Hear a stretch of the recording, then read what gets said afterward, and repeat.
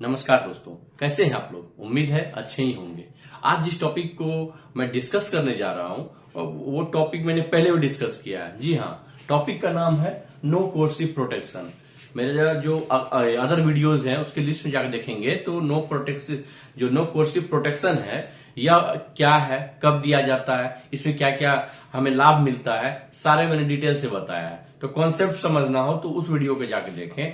आज मैं उससे एक कदम आगे जाके, या यूं कहें कि आप जो प्रॉब्लम फेस कर रहे हैं, यानी मेरा क्लाइंट के द्वारा जो क्वेश्चन आया या प्रॉब्लम शेयर किया गया, तो मुझे लगा कि क्यों ना मैं इस पे वीडियो बना के आप लोगों को गाइड करूं इसमें आखिर खेल क्या होता है। इसलिए मैंने लास्ट में लिखा है अब समझे खेल।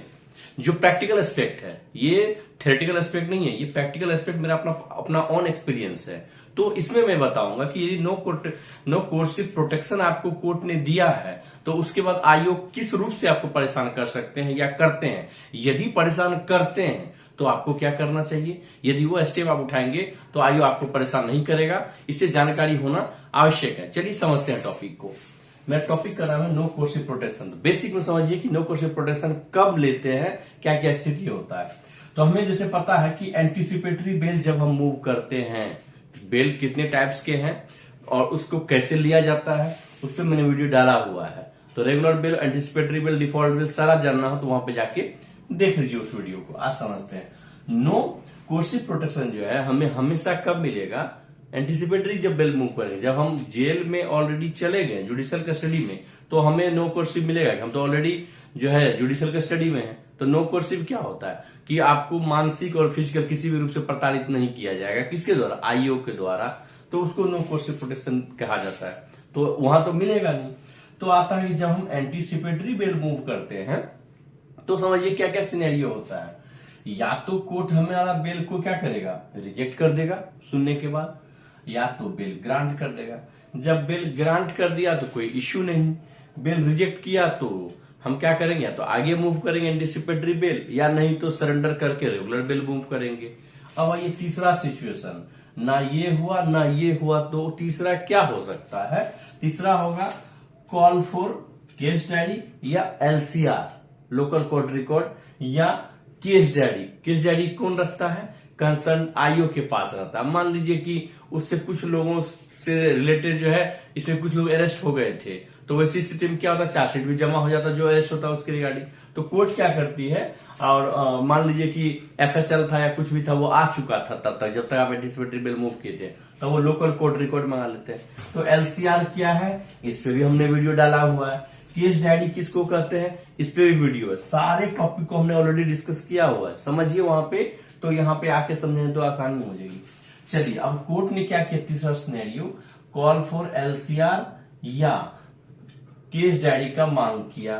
भैया केस डायरी देखेंगे तब हम डिसाइड करेंगे बेल देंगे कि बेल रिजेक्ट करेंगे, यानी बेल देना है कि रिजेक्ट करना है। इसको देखने के बाद उनको लगा जो देख लेते हैं सारा डिटेल। जब ये देंगे केस डायरी और एलसीआर, तो हमारे जो वकील होते हैं वो लोग क्या करते हैं, वो प्रे करेंगे हुजूर तब तक के लिए, केस डायरी जब तक आएगा तब तक के लिए कम से कम नो कोर्सिव प्रोटेक्शन दे दिया जाता, ताकि हम अपना काम कर सकते और एक तरह का प्रोविजनल बेल की तरह समझा जाए उसको, कि उस बीच में आपको पुलिस या कंसर्न कोर्ट परेशान नहीं करेगी। तो कोर्ट बोलती चलो भैया दे दिए, इसलिए कॉल फॉर एलसीआर या case diary plus no coercive protection, यानी उस टाइम तक जब तक कि केस डायरी नहीं आ जाता है और केस डायरी आने के बाद मैटर पे बहस नहीं हो जाती है, तब तक के लिए नो कोर्सिव मिलेगा। तो क्वेश्चन उठता है कि भैया नो कोर्सिव कब तक मिलेगा, जब तक कि उसका बेल या तो ग्रांट ना हो जाए या तो बेल रिजेक्ट नहीं हो जाए, इसको पढ़ने के बाद। समझिए बात को, यहीं पे खेल होगा।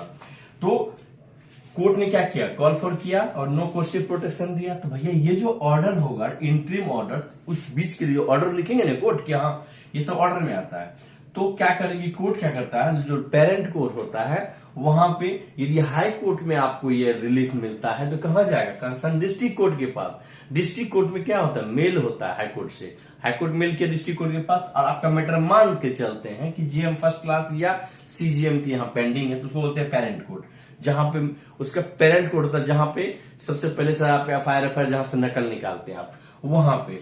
तो डिस्ट्रिक्ट कोर्ट के पास क्या हुआ, यहां से मिल गया हाई कोर्ट से, तो डिस्ट्रिक्ट कोर्ट क्या करेगी, कंसर्न कोर्ट में उसको मेल कर देना चाहिए, इसलिए कम्युनिकेशन लिखा। कम्युनिकेशन कहां जाना चाहिए, फाइनली कंसर्न सीजीएम कोर्ट में। हाई कोर्ट सीजीएम कोर्ट को नहीं करेगी, हाई कोर्ट डिस्ट्रिक्ट कोर्ट को करती है। डिस्ट्रिक्ट कोर्ट अपने जूनियर जिसके पास भी होता है पेरेंट कोर्ट को भेज देता है। मान लीजिए कि पेरेंट कोर्ट के पास नहीं गए, यहां से आप उन्होंने डिस्ट्रिक्ट कोर्ट के पास भेजा, डिस्ट्रिक्ट कोर्ट के जो भी कंसर्न ऑफिसर थे उसने क्या किया, जो डीलिंग असिस्टेंट थे उन्होंने क्या किया, भूल गया या जानबूझ के कम्युनिकेशन नहीं किया। यहाँ पे क्या होगा, आप पे हो सकता है कि नॉन अवेलेबल वारंट इशू हो जाए, या हो सकता है नॉन अवेलेबल वारंट हो रखा था तो आप पे 82 इशू हो जाए, 83 इशू हो जाए। तो वह तभी रुकेगा जब इनको पता चलेगा। तो यहाँ पे कोर्ट तो भेजता ही है, आपकी ये दायित्व बनता है। आप यदि चाहते हैं कि हम अच्छे से वेल प्रोटेक्टेड रहें तो आप क्या कीजिए, उस ऑर्डर को डाउनलोड कर लीजिए वेब कॉपी को, और अपने वकील साहब को बोलिए कि सर इसको ऑन रिकॉर्ड लगा दीजिए पेरेंट कोर्ट में, पेरेंट कोर्ट वो मूव कर देंगे। आपके वकील साहब का काम है ये करना। ऑल्दो की जाता है बाय चैनल, यदि नहीं गया तो 82 हो जाएगा, तो फिर क्या होगा, परेशानी में पड़ जाएंगे। तो आप क्या कीजिए, कम्युनिकेशन कर दीजिए। और अच्छा चीज क्या होगा, आप उस ऑर्डर को आईओ को, जो इन्वेस्टिगेटिंग ऑफिसर होता है, अनुसंधान करता होता है, उसको भी भेज दीजिए। कई बार आईओ बोलता है हमें जानकारी ही नहीं थी, क्योंकि जैसे ही पेरेंट कोर्ट के पास जाएगा, पेरेंट कोर्ट कम्युनिकेट कर देगा आईओ को, थाना को, कि भैया इस पे नो कोर्सिव मिल चुका है, आप इसको अरेस्ट नहीं कर सकते हैं। तो आईओ कई बार बदमाशी क्या करता है, मुझे मिला ही नहीं, या हो सकता है कई बार यहाँ के जो कंसर्न डीलिंग असिस्टेंट है वो इनको दिया ही नहीं ऑर्डर, तो ये क्या करेगा, आपके घर पहुंच जाएगा, रात में आपको अरेस्ट कर लेगा। जब अरेस्ट करके आपको भेज दिया, पता चला कि सर हमको तो नो कोर्सिव मिला था, जब आप अरेस्ट होकर जुडिशियल कस्टडी में चले गए तो मसला कहाँ रहा, तो आप प्रूफ नहीं कर पाएंगे कि इनको मिला हुआ। तो बेटर होगा आप क्या कीजिए, वेब कॉपी निकालिए ऑर्डर का, अपने वकील के थ्रू पेरेंट कोर्ट को भी दिला दीजिए, और एक कॉपी स्पीड पोस्ट कर दीजिए इनको। कहीं नहीं लिखा हुआ ये चीज जो मैं बता रहा हूँ, स्पीड पोस्ट आईओ कंसर्न लिख दीजिए थानाध्यक्ष महोदय, और स्लैश डाल के लिख दीजिए कंसर्न आईओ, और वहां पे स्पीड पोस्ट करके अब पीओडी जो होता है, पीओडी पोस्टल डिटेल, उसको रेफरेंस के लिए रख लीजिए, ताकि जब इसको बाय पोस्ट इंडियन पोस्ट जाएगा तो लेना मजबूरी होगा। इसके पास चला गया आपका नो कोर्सिव प्रोटेक्शन, अब ये आपको परेशान नहीं कर सकता है। अब देखिए क्या दूसरा कंडीशन परेशान कैसे बिहार में करता है, पर्टिकुलर में बिहार में बताता हूँ। इसके बाद भी किस तरह से ये लोग खेल करते हैं। यहाँ पे केस डायरी का डिमांड हुआ इनको, भाई केस डायरी तुम हमको भेजो, और यहाँ कोर्ट क्या की, आपको नो कोर्सिव प्रोटेक्शन दिया, और इनको भैया कोई डेट तो देगा ना कि अगला डेट हम कब सुनेंगे, केस डायरी नहीं आया तो रिमाइंडर जाएगा। तो मान लीजिए 4 सप्ताह का टाइम दिया कि place this matter after 4 weeks. 4 सप्ताह के बाद यदि टेंटेटिव डेट देता है, कोई डेट भी पड़ गया, और उस बीच में क्या करेगा आयोग, 4 सप्ताह के भीतर डायरी भेज दिया। मान लीजिए डायरी भी चला गया 4 सप्ताह के भीतर, और किसी कारण से मैटर प्लेस नहीं हो रहा है, यानी लिस्ट नहीं हो रहा है कंसर्न कोर्ट में, क्योंकि इसके बाद बहस होना है, या तो ये मिलेगा या तो ये मिलेगा, और किसी कारण से नहीं मिल रहा है, तो आयोग क्या करेगा, बार बार पहुंच जाएगा कोई घर पे, बोलेगा कि नहीं 4 सप्ताह के लिए रखा गया था मैटर को, नो कोर्सिव आपको 4 ही सप्ताह के लिए दिया था, 6 सप्ताह हम आपको अरेस्ट कर सकते हैं, आप सरेंडर कीजिए, नहीं तो घर कुर्की कर देंगे। ये सब काम करते हैं, ये बहुत गलत कर रहा है, ये इलीगल काम कर रहे हैं यदि ऐसा कर रहे हैं तो, क्योंकि नो कोर्सिव प्रोटेक्शन तब तक लागू होता है जब तक कि फिर से एलसीआर या केस डायरी पे आने के बाद मैटर लिस्ट नहीं होता है। मैटर लिस्ट होगा, बेल ग्रांट होगा या बेल रिजेक्ट होगा, दोनों कंडीशन के बाद ही इसका अस्तित्व खत्म होता है। समझ गए आप लोग। अब यार आपको क्वेश्चन रहेगा, सर ये डायरी भेजने के बाद परेशान करे तो क्या करें, ये इसमें लिखा है, ये समझिए, खेल समझा रहा हूं मैं आपको।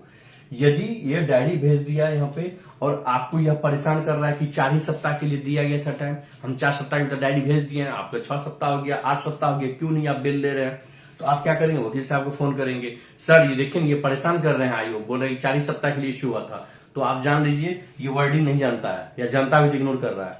आप कुछ मत कीजिए, उसका स्पीड पोस्ट जो है आप आईपीएस को कीजिए, आईपीएस को कीजिए, और एक प्रतिलिपि थाना प्रभारी को कीजिए, उसी में इसका उसमें लिख दीजिए, सेवा में श्रीमान थानाध्यक्ष महोदय ये हमको प्रोटेक्शन मिला हुआ था, और किसी कारण से केस जो है लिस्ट नहीं हो रहा हाई कोर्ट में, ऑनरेबल हाई कोर्ट के सामने में, और ये मुझे बोल रहे हैं कि अरेस्ट करने का धमकी दे रहे हैं, या नहीं तो इससे भी अच्छा होगा, आपको चूंकि लॉ की जानकारी कम है, अपने वकील साहब को बोलिए, और वकील साहब को यह काम करना चाहिए कि आप कंसर्न आईपीएस को लिखे और थानाध्यक्ष को लिखे, और उस जो ऑर्डर था, ये वाला ऑर्डर वेब कॉपी निकाल अटैच कर दे, उसका देखिए आयोग का भी दरवाजा नहीं आएगा आपका, जब तक कि मैटर लिस्ट नहीं हो जाए, चाहे 4 महीने में ना हो, 6 महीने में ना हो, जब तक मैटर लिस्ट नहीं हो रहा तो वकील की जिम्मेदारी नहीं है उसकी, आप समझिए, और आप बार बार परेशान करेंगे उनको। तो बेटर क्या है, वकील साहब भी ये काम करें तो बेचारे को हेल्प मिल जाएगा।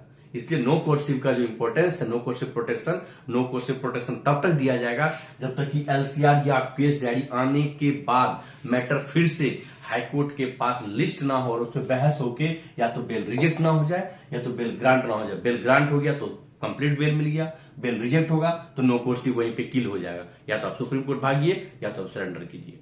यही है फंडा है जो मैंने बताया कि समझिए खेल को। यदि यह काम करेंगे तो पुलिस वाला कभी परेशान नहीं करेगा और आप जो है नो कोर्सिव का अच्छे से एंजॉय कर पाएंगे। यदि आप लोगों को मेरा वीडियो अच्छा लगा हो तो कृपया करके हर उस आम जन को समझाइए, यह हम लोगों की जिम्मेदारी है लॉ बनाना, और हमारे से लोग आपके लॉ को प्रोटेक्ट करने के लिए घर घर नहीं जाएंगे, इस तरह से प्रोटेक्ट करते हैं। तो आपकी जिम्मेदारी, यदि आप समझ गए हैं तो वैसे लोगों की मदद जरूर करें। यदि आप लोगों को मेरा वीडियो अच्छा लगा हो तो कृपया करके लाइक करें, सब्सक्राइब करें और औरों के साथ जरूर शेयर करें। जय हिंद।